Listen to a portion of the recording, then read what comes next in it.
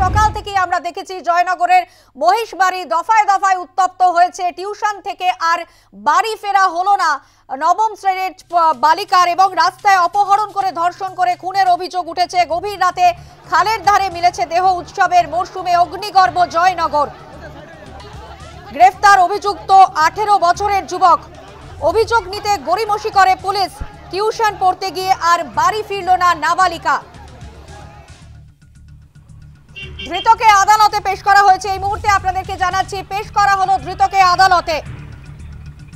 একদিকে আপনাদের যে ছবি আমরা দেখাচ্ছিলাম, সকাল থেকেই দফায় দফায় উত্তেজনা তৈরি হয়েছে। একদিকে বিধায়ককে তারা, অন্যদিকে সাংসদের মুখের সামনে জুতো। শাসক দলের জনপ্রতিনিধিদের দেখেই রুদ্রমূর্তি ধারণ করে জয়নগরবাসী। বিক্ষোভ দেখাতে থাকে। বিধায়ক গণেশ মণ্ডলকে ধাওয়া করে এলাকা ছাড়া করেন স্থানীয়রা। অন্যদিকে সাংসদ প্রতিমা মণ্ডলকে ঘিরে গো ব্যাক স্লোগান দিতে থাকে স্থানীয় জনতা। জুতো দেখিয়ে গো ব্যাক স্লোগান দিতে থাকে সেখানকার মানুষ। ইতিমধ্যে ধৃতকে পেশ করা হয়েছে আদালতে। এই মুহূর্তে যা খবর পাওয়া যাচ্ছে, জয়নগর হাসপাতালের সামনে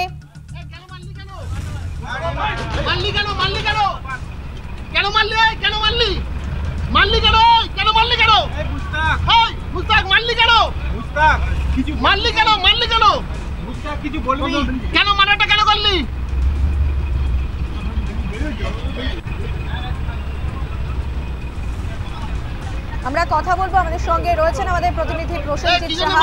প্রসেনজিৎ, ইতিমধ্যেই ধৃতকে আদালতে পেশ করা হলো, কি আপডেট রয়েছে? দেখো, ধৃতকে আদালতে পেশ করা হয়েছে পুলিশের তরফ থেকে, জয়নগর থানার তরফ থেকে, এবং ধৃতকে 7 দিনের পুলিশ হেফাজত চাওয়া হয়েছে। বারুইপুর মহকুমা আদালতে তাকে কিছুক্ষণ আগেই কিন্তু পেশ করা হয়েছে এবং 7 দিনের পুলিশ হেফাজত চাওয়া হয়েছে। যদিও এখনো পর্যন্ত শুনানি শুরু হয়নি।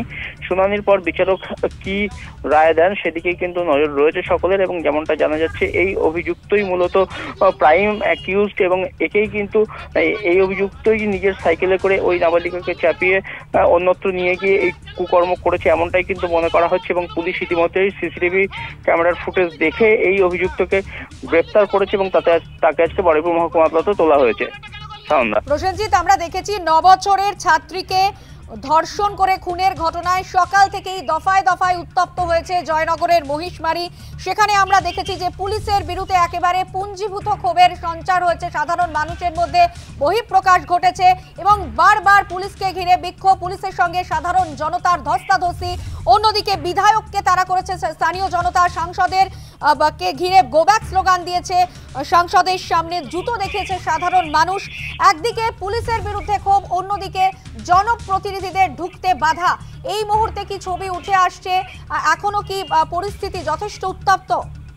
দেখো, এলাকায় কিন্তু উত্তপ্ত পরিস্থিতি রয়েছে। তার কারণ এলাকার সাধারণ মানুষ তারা কিন্তু যথেষ্ট পরিমাণে ক্ষোভে ফুঁসছেন। তাদের যেমনটা দাবি যে এই যে ঘটনা ঘটেছে জয়নগরের এই মহিষমারি এলাকায়, মূলত ক্ষোভ কিন্তু পুলিশের বিরুদ্ধেই। তার কারণ পুলিশের কাছে যখন অভিযোগ জানাতে গিয়েছিলেন তারা, তখন কিন্তু পুলিশ তাদের সেই অভিযোগ গুরুত্ব দিয়ে দেখেনি, এবং সেই গুরুত্ব দিয়ে না দেখার কারণেই ওই নাবালিকার মৃত্যু হয়েছে। নাবালিকাকে ধর্ষণ করে খুন করার সুযোগ পেয়েছে অভিযুক্তরা, এমনটাই কিন্তু মূলত অভিযোগ। এবং সেই কারণেই কিন্তু পুলিশের বিরুদ্ধেই মূলত ক্ষোভ, এবং সেই ক্ষোভের সঞ্চার যখন হয়, এলাকার মানুষজন সকালবেলা যখন রাস্তা অবরোধ করে বিক্ষোভ দেখাতে শুরু করেন, তখন পুলিশ সেখানে বিক্ষোভ তুলতে গেলে কিন্তু মানুষজন আরো উত্তেজিত হয়ে পড়েন এবং তারা সেই পুলিশ ফাঁড়িতে গিয়ে চড়াও হন। যে পুলিশ ফাঁড়িতে গতকাল তারা অভিযোগ জানাতে গিয়েছিলেন, কিন্তু পুলিশ ফাঁড়ির যারা পুলিশ কর্মীরা ছিলেন তারা তাদের সেই অভিযোগ শোনেননি। তাদেরকে কখনো কুলতলি থানাতে যেতে বলেন, কখনো তারা জয়নগর থানাতে যেতে বলেন, এবং অবশেষে রাত 12টা নাগাদ জয়নগর থানায় গিয়ে লিখিত অভিযোগ দায়ের করেন পরিবারের সদস্যরা। তাদের দাবি যে এই মহিষমারি হাটের পুলিশ কর্মীরা যদি, ফাঁড়ির পুলিশ কর্মীরা যদি গুরুত্ব দিতেন, সঠিক গুরুত্ব দিতেন, তাহলে হয়তো এই ধরনের ঘটনা ঘটতো না এবং নাবালিকাকে হয়তো বা উদ্ধার করা সম্ভব হতো। এবং সেই কারণেই পুলিশের বিরুদ্ধে তারা কিন্তু ক্ষোভ দেখাতে শুরু করেন। এবং রাস্তা অবরোধ করে বিক্ষোভ যখন তারা করছিলেন, তখন স্থানীয় বিধায়ক পুলিশ কর্মীদেরকে সাথে নিয়ে এসে সেই বিক্ষোভ হটাতে যান এবং এলাকার মানুষজন যারা বিক্ষোভ দেখাচ্ছিলেন সেই বিক্ষোভকারীদের কিন্তু হুমকি দেন। এমনটাও অভিযোগ যে মিথ্যা মামলায় তাদেরকে ফাঁসি দেওয়া হবে। তারা রাস্তা অবরোধ করে সাধারণ মানুষের সাধারণ মানুষকে কষ্ট দিচ্ছেন, অসুবিধায় ফেলছেন, তখনই কিন্তু কার্যত বিধায়কের উপরে চড়াও হন এলাকার মানুষজন এবং বিধায়ককে সেখান থেকে তাড়া করেন, তাকে চট থাপ্পড় মারা হয়, তার নিরাপত্তা রক্ষীকে মারধর করা হয়। এমনকি পুলিশ কর্মীরা, জয়নগর থানার আইসি, কুলতলি থানার আইসি, তারা সেখানে মানুষজনকে ঠেকাতে গেলে তাদেরকেও কিন্তু মারধর করা হয় এবং এই ঘটনায় 12 জন পুলিশ কর্মী জখম হয়েছেন, তেমনটাই কিন্তু পুলিশ সূত্র থেকে জানা যাচ্ছে। অন্যদিকে পুলিশ পরিস্থিতি সামাল দিতে লাঠি চালায়, কাঁদানে গ্যাসের শেল ফাটায়, সেক্ষেত্রেও কিন্তু গ্রামের বহু মানুষজন তারা কিন্তু আহত হয়েছেন এই ঘটনায়। সব মিলিয়ে গোটা এলাকার কিন্তু পরিস্থিতি রণক্ষেত্রের চেহারা নেয়। অবশেষে বিশাল পুলিশ বাহিনী গিয়ে পরিস্থিতি নিয়ন্ত্রণে আনে। অন্যদিকে রাজ্যের বিরোধী দলের নেতৃত্বরা, অগ্নিমিত্রা পালের মতো নেতৃত্বরা, তারা এই এলাকাতে আসেন। তারা পদ্মেরহাট এলাকাতে তাদেরকে আটকে দেওয়া হয়, যেখানে মৃতদেহ ছিল। সেই মৃতদেহ ময়নাতদন্তের জন্য পাঠানোর আগে তারা মৃতদেহ ঘিরে বিক্ষোভ দেখাতে থাকেন। তাদের দাবি যে এই মৃতদেহ ময়নাতদন্তের নাম করে প্রমাণ লোপাটের চেষ্টা করা হতে পারে, সেই কারণে ম্যাজিস্ট্রেটের উপস্থিতিতে ভিডিওগ্রাফি করতে হবে মৃতদেহ ময়নাতদন্তের সময়। সেই সমস্ত দাবি নিয়ে কিন্তু তারা দীর্ঘক্ষণ বিক্ষোভ আন্দোলন করেন। অবশেষে পুলিশ প্রশাসনের তরফ থেকে সেই দাবি মেনে নেওয়া হয়েছে। ম্যাজিস্ট্রেটের উপস্থিতিতে ভিডিওগ্রাফি করা হবে গোটা ময়নাতদন্তের, এবং সেই দাবি মানার পরেই কার্যত অবরোধ বিক্ষোভ ওঠে। জয়নগর, ধন্যবাদ। আপাতত একদিকে তুমি এমনটা তুলে ধরছো পুলিশের বিরুদ্ধে ক্ষোভ, অন্যদিকে জনপ্রতিনিধিদের ওপর ক্ষোভ প্রকাশ করেছে সাধারণ মানুষ। একদিকে বিধায়ককে ধাওয়া, অন্যদিকে সাংসদকে জুতো। শাসক দলকে চাইছে না জয়নগর। বিধায়ক গণেশ মণ্ডলকে ধাওয়া করে এলাকা ছাড়া করেন স্থানীয়রা। হাসপাতালের সামনে গেলে সাংসদ প্রতিমা মণ্ডলকে ঘিরে গো ব্যাক স্লোগান দিতে থাকে স্থানীয়রা। তাকে ঢুকতে বাধা দেওয়া হয়। সাংসদকে গো ব্যাক স্লোগান স্থানীয়দের।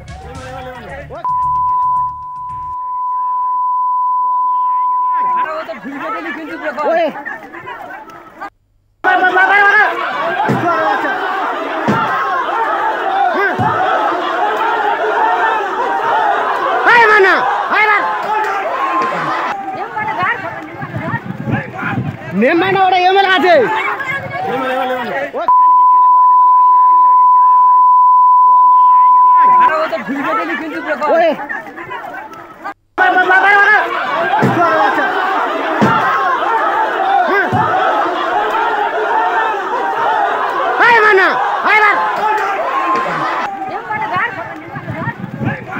নেমানা ওরা এমএল আছে।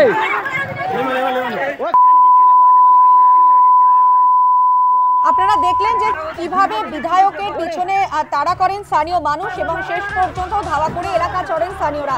এবং এরই পাশাপাশি হাসপাতালে গেলে সাংসদ প্রতিমা মণ্ডলকে ঢুকতে বাধা দেওয়া হয়। সাংসদ প্রতিমা মণ্ডলকে দেখানো হয় জুতো। সাংসদকে গো ব্যাক স্লোগান দেয় স্থানীয়রা।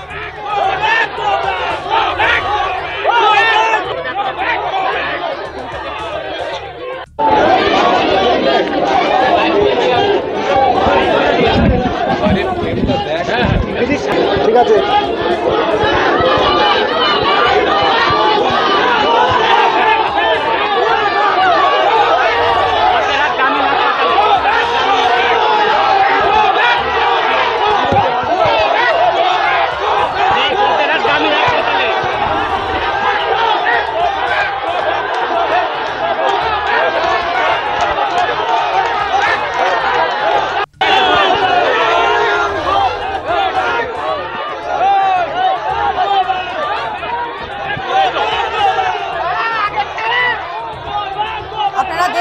ছবি এই মুহূর্তে সাংসদ প্রতিমা মণ্ডলকে দেখানো হয় জুতো, এমনকি গো ব্যাক স্লোগান দিতে থাকে স্থানীয়রা তাকে ঘিরে। হাসপাতালে গেলেই সাংসদকে বাধা দেওয়া হয়। দেখছেন যে ছবি, যে সাংসদ প্রতিমা মণ্ডলকে দেখানো হয় জুতো। স্থানীয় বাসিন্দাদের এমনই ক্ষোভের বহিঃপ্রকাশ ঘটেছে। সাংসদকে দেখেই তারা জুতো দেখাতে থাকে, এমনকি গো ব্যাক স্লোগান দিতে থাকে স্থানীয়রা কি বলছেন শোনাবো আপনাদের।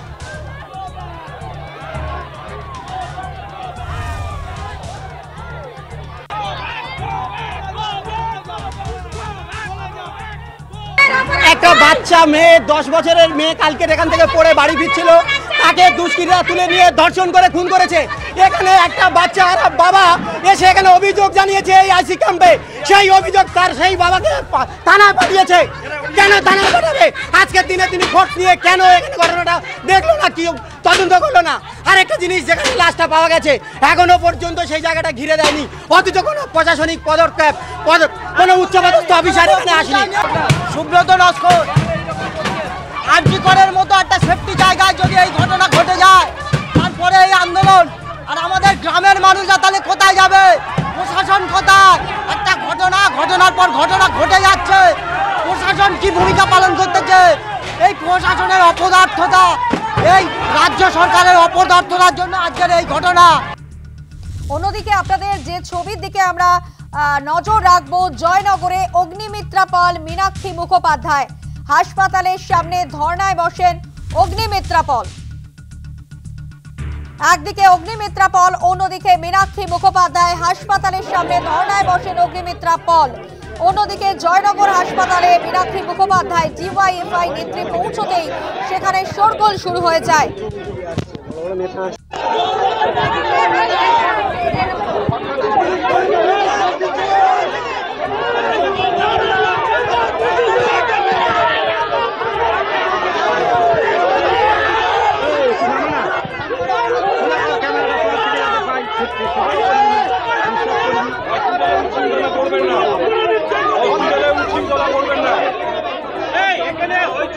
দেহ সংরক্ষণ করতে হবে, ময়নাতদন্তের ভিডিওগ্রাফি করতে হবে।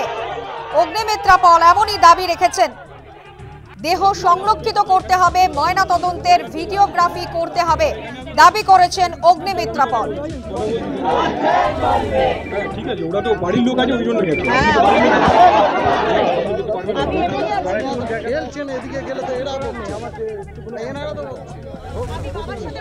অন্যদিকে জয়নগর হাসপাতালে হাজির হন ডিওয়াইএফআই নেত্রী মীনাক্ষী মুখোপাধ্যায়।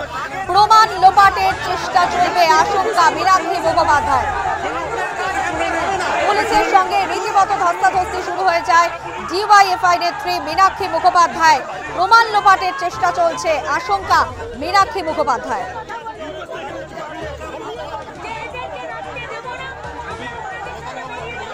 ইতিমধ্যে আপনাদেরকে জানিয়ে রাখি, দেহ বের করে এনে কলকাতায় নিয়ে আসা হচ্ছে।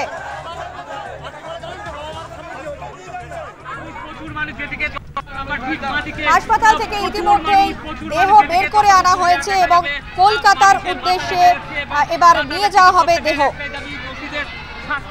যে দোষী রয়েছে তাকে শাস্তি দিতে হবে, পাশাপাশি তারা কিন্তু প্রথম থেকেই দাবি জানাচ্ছিল পরিবারের লোকজনকে আসতে হবে, সেই পরিবারের লোকজন এসছে এবং সবথেকে বড় কথা আপনাদের যেমনটা আমরা জানাচ্ছি, ইতিমধ্যেই দেহ বের করে নিয়ে আসা হয়েছে, কলকাতায় নিয়ে যাওয়া হবে দেহ, এমনই জানা যাচ্ছে। একদিকে আমরা দেখেছি যে দফায় দফায় উত্তেজনা, বিক্ষোভ, গো ব্যাক স্লোগান, সকাল থেকে যে ছবি আমরা দেখেছি জয়নগরে।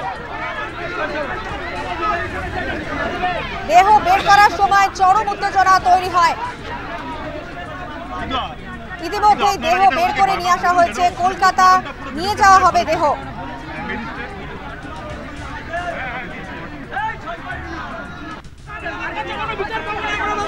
এবং আপনাদের যে ছবি আমরা দেখাচ্ছি যে হাসপাতালের সামনে মীনাক্ষী মুখোপাধ্যায়, কলতান দাশগুপ্ত প্রত্যেকেই ছিলেন, কনিনিকা ঘোষ ছিলেন এবং তারপরেই কিন্তু আমরা দেখেছি যে সেখানেও কিন্তু তুমুল উত্তেজনা তৈরি হয়। একদিকে আপনাদেরকে দেখাচ্ছি যে ইতিমধ্যেই দেহ বের করে নিয়ে আসা হয়েছে এবং দেহ বের করার সময়ও কিন্তু পরিস্থিতি যথেষ্ট উত্তপ্ত হয়ে ওঠে। কলকাতার উদ্দেশ্যে রওনা দেওয়া হবে এই মুহূর্তে আপনাদেরকে জানাচ্ছি। এবং এরই পাশাপাশি যে ছবি আমরা তুলে ধরছি, হাসপাতালের সামনে ছিলেন কনিনিকা ঘোষ, মীনাক্ষী মুখোপাধ্যায় এবং কলতান দাশগুপ্ত। আমরা কথা বলবো, আমাদের সঙ্গে টেলিফোন লাইনে রয়েছেন আমাদের প্রতিনিধি প্রসেনজিৎ সাহা।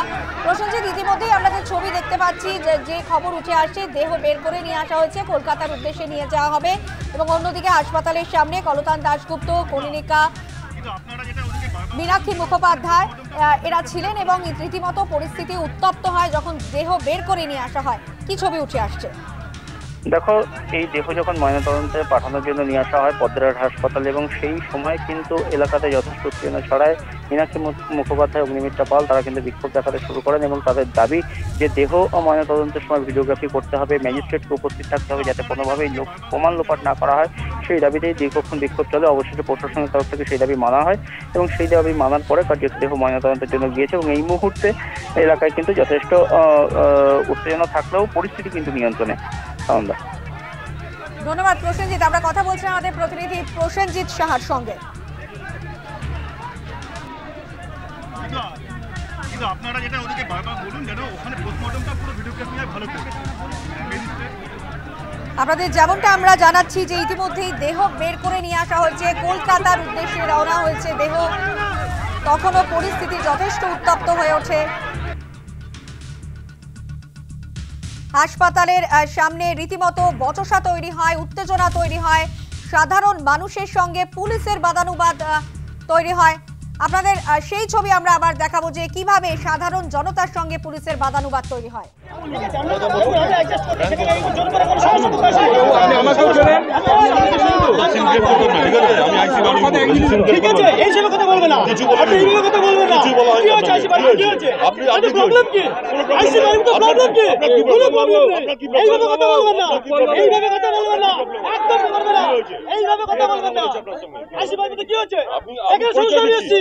আমার জেলার মধ্যে আমি এসছি এখানে, আমি কিছু সমস্যা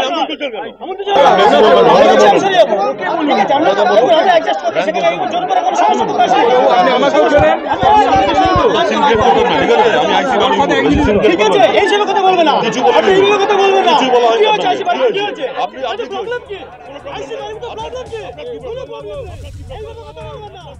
দেবীপক্ষের মধ্যে যেভাবে জয়নগরের বিজয়াকে নির্যাতন করে তাকে ধর্ষণ করে মারা হয়েছে, একজন নাগরিক হিসেবে, মেয়ের বাবা হিসেবে আমি ঠিক করেছি যে আমার বহু জায়গায় বারোয়ারি পুজোতে পুজো উদ্বোধন করার যাওয়ার কথা ছিল।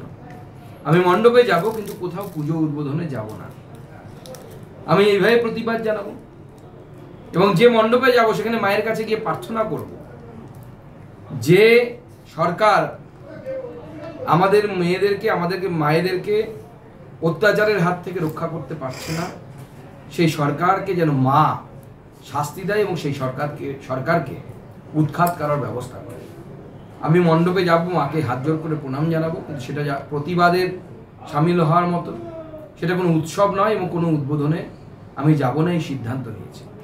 এবং আগামীকাল যদি সব ঠিকঠাক থাকে আমি জয়নগরেও পৌঁছবো। এই অত্যাচারের বিরুদ্ধে প্রত্যেকটি মানুষের প্রতিবাদ করা উচিত। অত্যন্ত লজ্জা, মুখ্যমন্ত্রীর পদত্যাগ দাবি করছে, পদত্যাগ দাবি করছে মুখ্যমন্ত্রী। মহিলারা, শিশু কন্যারা সুরক্ষিত নয়। আরজিকর থেকে ধর্ষকরা, রাজ্য সরকার শিক্ষা নেয়নি, নিন্দা করার ভাষা নেই। পুলিশ মন্ত্রী অবিলম্বে পদত্যাগ করুক। যে ঘটনা ঘটলো অত্যন্ত দুঃখজনক, দুর্ভাগ্যজনক। এ কোনো উত্তর দেওয়া যায় না, এগুলো বলা যায় না কিছু। পশ্চিমবাংলাটা কি শেষমেশ ধর্ষণ এবং খুনের রাজত্বে পরিণত হলো? মহিলা মুখ্যমন্ত্রীর রাজত্বকাল ধর্ষণ এবং খুনের রাজত্ব হয়ে গেল। ক্লাস 4-এ পড়া মেয়ে ফিরছে, পড়া থেকে ফিরছে, পাওয়া গেল না। লোকে আন্দাজ করলো যে কিছু একটা বড় ঘটনা ঘটছে, সন্দেহভাজন আন্দাজ করলো, পুলিশের কাছে গেল। পুলিশ পিং পং এর বদল লাথি মারলো মানুষকে, এখানে না ওখানে যাও, ওখানে না সেখানে যাও, এখানে হবে না ওখানে গিয়ে জানাতে হবে ইত্যাদি করতে করতে সময় চলে গেল। এবং তারপর পুলিশ চুপ, কোনো দায়িত্ব নেই। শেষমেশ মানুষের চাপে যখন সন্দেহভাজনকে ধরলো তখন বোঝা গেল এবং তখন অনেক লেট, মেয়েটা খুন হয়ে গেছে। এবং তারপর সেই খুনের জায়গাটা বা যেখানে মেয়েটাকে পাওয়া গেল সেই জায়গাটাকে ঘিরে পর্যন্ত রাখলো না। আর কত অপদার্থতা হবে, আর কত অপদার্থতা হবে? কি চায় সরকার? মেয়েকে যেভাবে তার উপরে অত্যাচার করা হয়, ধর্ষণ করা হয়, খুন করা হয়, তারপরে সেখানকার মানুষ যখন পুলিশের কাছে সাহায্য চাইতে যায়, পুলিশরা আরজিকরের ঘটনার পর নীরব থাকে, তারা সচেষ্ট হন না। নিপীড়িতার বাড়ির লোকের কথা শুনতে, এলাকার মানুষের কথা শুনতে আমি অবাক হয়ে যাচ্ছি, এ বাংলা কোন পথে চলেছে।